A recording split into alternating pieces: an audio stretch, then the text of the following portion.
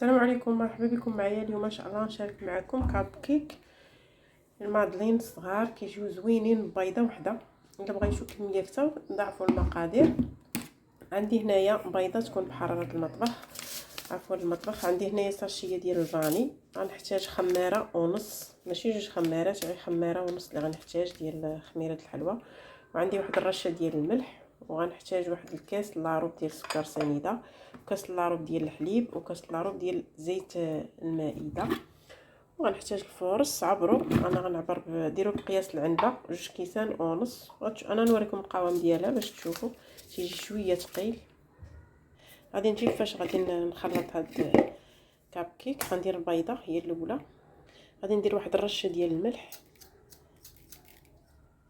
وغندير ساشيه ديال الفاني.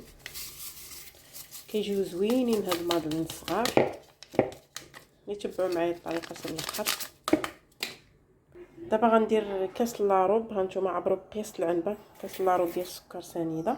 بالنسبه للسكر تيبقى على حسب الذوق. صافي غادي نخلط مزيان. استعملوا الطراب اليدوي مزيان ولا ديروا الكهربائي. دابا غنزيد هاد كاس لاروب ديال الحليب حتى هو يكون بحراره المطبخ. ودابا غنزيد كاس لاروب ديال الزيت. صافي غادي نخلطو مزيان بهاد الطراب اليدوي. من بعد انا غادي ندير الصحانه، غادي نطحنو باش تخلط دغيا، ولا كان على اليدوي طربوه مزيان تيندمجوا لينا هاد العناصر.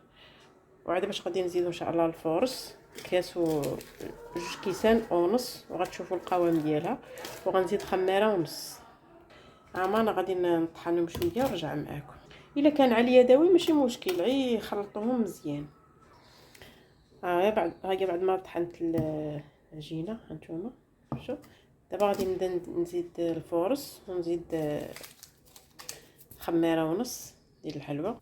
ها هو رجعتها في الاناء. دابا غادي ندير ها هو الكاس الاول بسم الله ديال الفورص. عبروا بقياس العنبه، الكاس ديال العنبه. غندير هاد الخماره هادي وغادي نخلط. وغنزيد نص خماره. هانتوما درت الخماره الاولى، وهاد الثانيه غنزيد النص ديالها. وغادي نبقى نخلط تدريجيا كنسجموا لنا هاد العناصر كاملين. دابا غنزيد الكاس الثاني ها هو حتى هو تدريجيا، وغادي نخلط.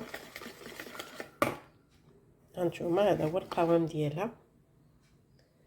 شفتوا كتكون شويه ثقيله. انا درت غير 2 كيسان. نتوما الا درتو قياس العنبه، حيت هذا راه كبير شويه على ديال العنبه، ديروا 2 كيسان ونص. وعلى حساب الفورص ثاني، كاين اللي كيشرب كاين اللي لا. انا درت غير 2 كيسان. ها هو القوام ديالها باش تشوفوا. تيجي شويه ثقيل هانتوما. صافي انا غنرجعها غنطحنها شويه. هانتوما راه طحنتها شويه العجينه، درتها في الطراب الكهربائي.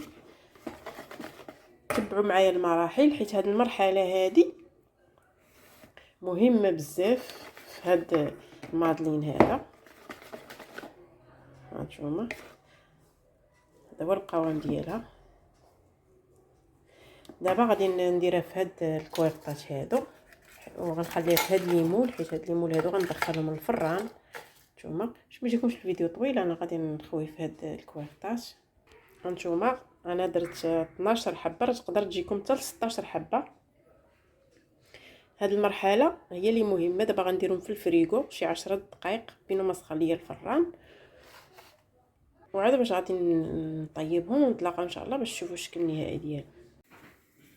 ها هو المادلين بعد ما خرجتهم من الفران كيجي زوين بزاف. هانتوما شفتوا تيجيو زوينين. هانتوما الا بغيتوهم يكونوا طالعين عاليين منفوخين اكثر من هكا، ديروا غير 10.